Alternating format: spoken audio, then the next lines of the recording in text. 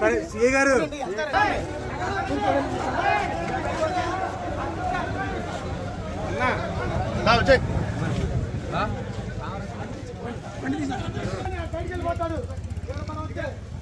అలాగే పామర్ మాజీ ఎమ్మెల్యేలు పని పాట లేక ప్రజల్ని విద్వేషకొడటానికి రేపొద్దున్న పవన్ కళ్యాణ్ గారి పుట్టినరోజు సందర్భంగా మేమందరం కూడా వేడుకలు చేసుకోవడానికి అలాగే అనేక సేవా కార్యక్రమాలు చేయడానికి సిద్దమయ్యాం.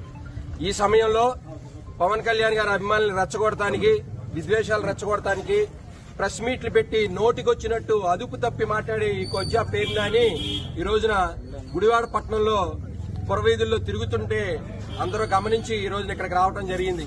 మేము ఒకటే అడుగుతున్నాం, నువ్వు అధికారంలో ఉన్నప్పుడు మంత్రిగా ఉన్నప్పుడు నోరు అదుపు తప్పి పవన్ కళ్యాణ్ గారిని విమర్శించావు.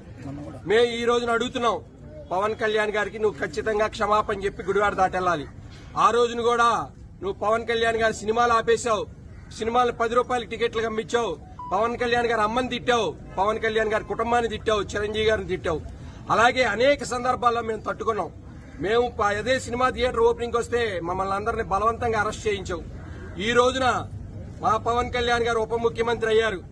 నువ్వు ఖచ్చితంగా నువ్వు చేసిన తప్పులకు ప్రాయశ్చిత్తం అవ్వాలంటే నువ్వు ఎక్కడైనా తిరగాలి అంటే గనక పవన్ కళ్యాణ్ గారి అభిమానులు ఇలాగే ఎదురు తిరుగుతారు. కాబట్టి నువ్వు ఖచ్చితంగా గుడివాడ వచ్చావు, మా ఊరు వచ్చావు, మేము ఇంటికి రాలా, మీ ఊరు రాలా, మా గుడివాడ నువ్వు వచ్చావు.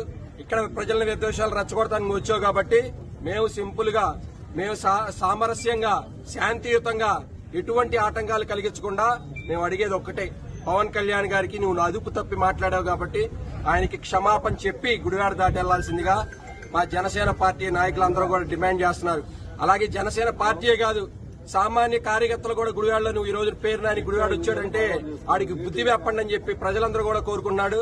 కాబట్టి నువ్వు ఖచ్చితంగా పవన్ కళ్యాణ్ గారి ఒక మంచి వ్యక్తికి నువ్వు క్షమాపణ చెప్పి ఈ రోజున రేపు వీలైతే నువ్వు ఇక మంచి మనసైనా నువ్వు ఏడిస్తే నువ్వు పవన్ కళ్యాణ్ గారికి పుట్టినరోజు శుభాకాంక్షలు కూడా చెప్పి గుడివాడ దాటి వెళ్లాలని చెప్పి మా జనసేన పార్టీ తరఫున డిమాండ్ చేస్తున్నాం.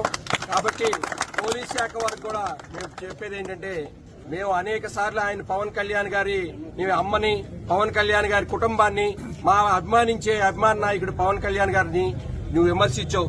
అలాగే మా మాజీ మచిలీపట్నం పార్లమెంట్ సభ్యులు వల్లభనేని బాలశౌరి గారిని కూడా అనేకమైన ఇబ్బందులు పెట్టావు. నువ్వు భౌతికంగా దాడులు కూడా బాలశౌరి గారి మీద చేశావు. ఇవన్నీ కూడా మాకు గుర్తున్నాయి.